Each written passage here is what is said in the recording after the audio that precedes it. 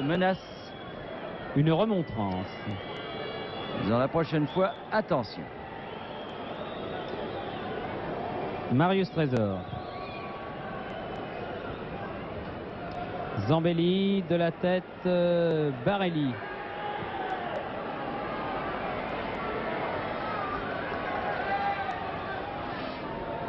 Noguès. Noguès qui a tardé un petit peu. Faut qu'il s'en est bien tiré. Bucher. Asseri. Attention, il a une bonne frappe de balle de loin. Asseri. Coup de tête de Marius Trésor. Girard, Gemrich. Bracci. Ah, bien joué sur Lacombe. Oui. Lacombe, 20 mètres. Bracci qui va peut-être pouvoir tirer là. Ah, bien fait. Là, les Girondins étaient en surnombre. Giresse a frappé. C'est une bonne contre-attaque très bien emmenée par Bracci en compagnie de Lacombe. Bracci qui a joué intelligemment ce coup là. Les Girondins qui ont toujours le ballon là-bas. Centre de Heikiem. Coup de tête de Zambelli. Fernandez. Bracci. Zambelli encore. Oui, une faute de Van Stralen. Coup franc niçois, joué vite Roland. Bravo. Castellani, mais ballon trop en profondeur, directement dans les mains de Delachais. Un coup d'œil au chronomètre, 22e minute. La moitié donc de cette seconde mi-temps, sans but toujours, 0-0. 0-0 et des gardiens de but qui n'ont pas eu beaucoup de travail à faire depuis le début de cette rencontre. Combat comme on pouvait le penser, un combat de milieu de terrain et une domination niçoise, une domination stérile mais réelle. Tir de Bucher mais de très loin, 30 mètres environ, tir à ras de terre qui n'a pas inquiété Delachais. Et toujours ce même défaut. Oh là là. Alors que Delachais se plaint de la cuisse, le petit Bravo, vif comme l'éclair, se plaint du pied. Là, une faute de Bracci qui ne pensait très certainement pas que Bravo allait si vite.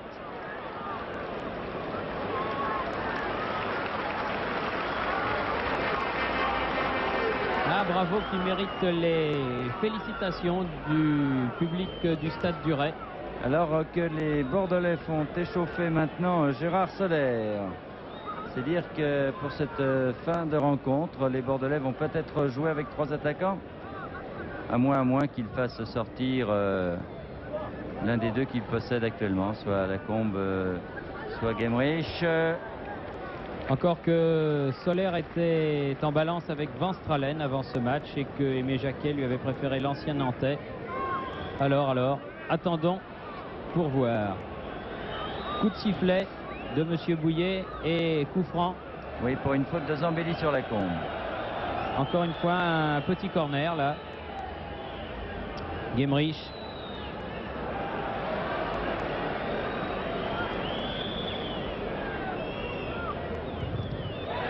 Contré par le dos de Asseri, Gemrich remet au centre. Ah oui. Faute d'Aurore. Un pied en l'air. Et donc coup franc qui va permettre aux Niçois de se dégager.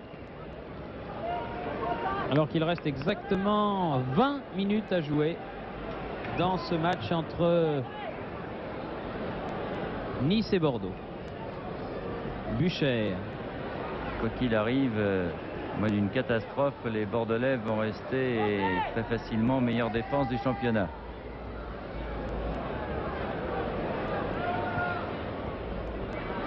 Gentili avec Bucher, touche pour Nice. Bucher qui joue à gauche, qui joue à droite, mais rarement en position de centre avant. Noguès. Centre. Oh là là! Elle n'est pas sortie cette balle. Corner. Oui, dit l'arbitre.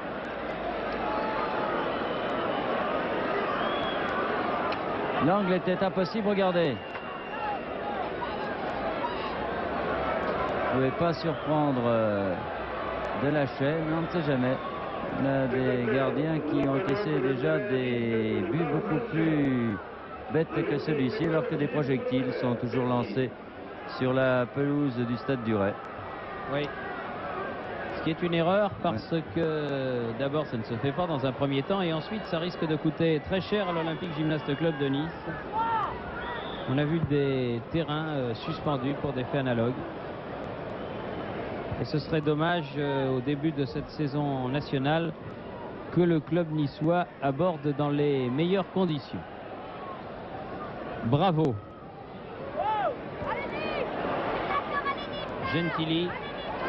Castellani pour Nogues en position d'ailier droit là. Face à Bracci. Bucher. Tire. Ah, bien contré par Rohr. Et but réussi par Roland. Dans un angle impossible là. Oui, sur un premier tir contré par Rohr, le jeune Roland marque le but pour Nice, un but qui chauffait.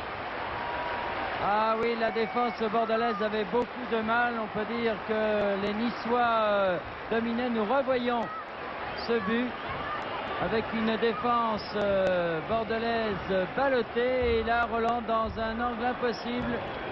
Delachey est surpris et laisse Il relâche le ballon. Oui, oui. Il a été surpris par le tir du jeune Roland. C'est-à-dire qu'il était allé à terre sur un ballon qui avait été écarté par Rohr là. Et le temps qu'il se relève, Roland dans cet angle tout à fait fermé, tiré au but. Alors maintenant, les Bordelais vont peut-être montrer ce qu'ils savent faire, offensivement parlant, alors que M. Bouillet donne, et c'est normal, un avertissement à Barelli, oui. À Barelli et à Giresse, je crois, aux deux. C'est longtemps que cela chauffait. En tout cas, là, les Bordelais vont devoir attaquer, chose qu'ils n'ont pas faite depuis le début de cette deuxième mi-temps. Peu en première mi-temps, en tout cas.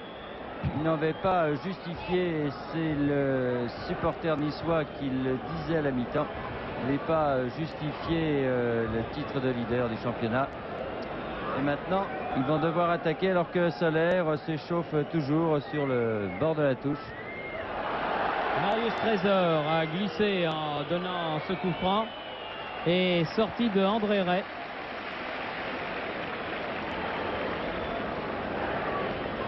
Bucher.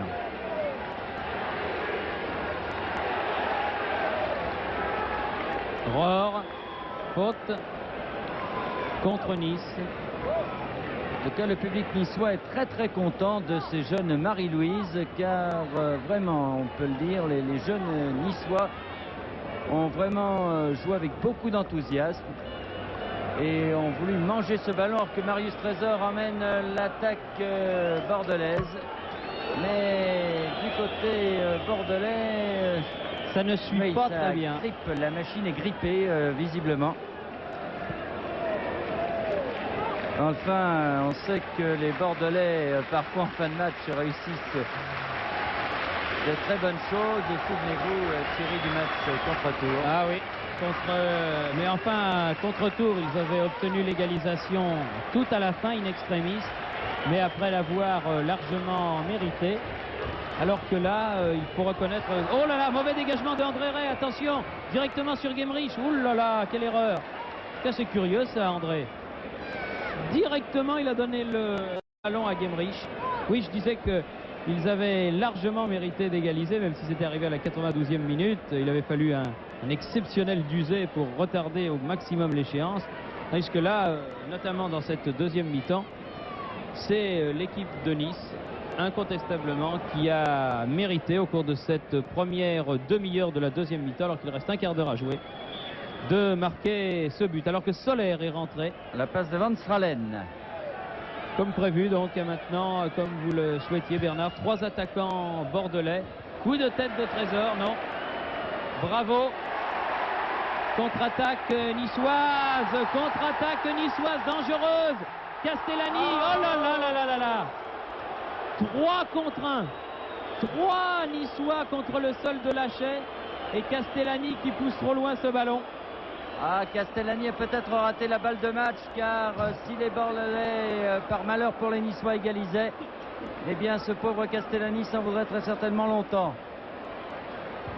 Et corner concédé par Barelli. Un curieux moment de panique qui a flotté sur l'équipe niçoise. Le 14 que vous voyez, c'est Soler qui vient d'entrer donc. Ça a commencé par ce dégagement surprenant de André Ray directement sur Yemerich. Et puis cette contre-attaque complètement manquée. Ça alors là. Oui, il y a 3 contre 1. Et encore 3 contre le gardien. Ouais. Ça vraiment, on se demandait comment il pouvait ne pas marquer. Zambelli. Et coup de sifflet de Monsieur Bouillet. Alors que la balle André Ray file au fond du but, mais évidemment, ce but ne sera pas validé. André Ray, au contraire, bénéficiant d'un coup franc, avec toujours ce but marqué à la 26e minute de la deuxième mi-temps. Alors qu'il va y avoir très certainement un changement dans l'équipe niçoise également. Jouve, le frère de l'ancien niçois, ancien strasbourgeois, qui s'est retiré du football. Roger Jouve. C'est Joël Jouve qui va entrer très certainement, alors que là, Trésor intercepte cette balle et emmène la contre-attaque. Avec Lacombe. Dans les 16 mètres, Asseri revient. Asseri. Oh, bien joué Bernard Lacombe sur cette contre-attaque menée par Marius Trésor. Très bien joué Bernard Lacombe. Et égalisation à 13 minutes de la fin. Ah, il est malin ce Bernard Lacombe, regardez-le, il va jouer un peu au chat à la souris avec Asseri.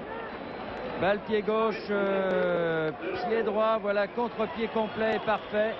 Et le tir au premier poteau qui surprend André Ray, qui s'attendait à un ballon croisé, à un tir croisé. Et alors que les Niçois avaient dominé toute cette deuxième mi-temps, une bonne partie de la première, que Castellani avait donc finalement, et on le disait tout à l'heure, la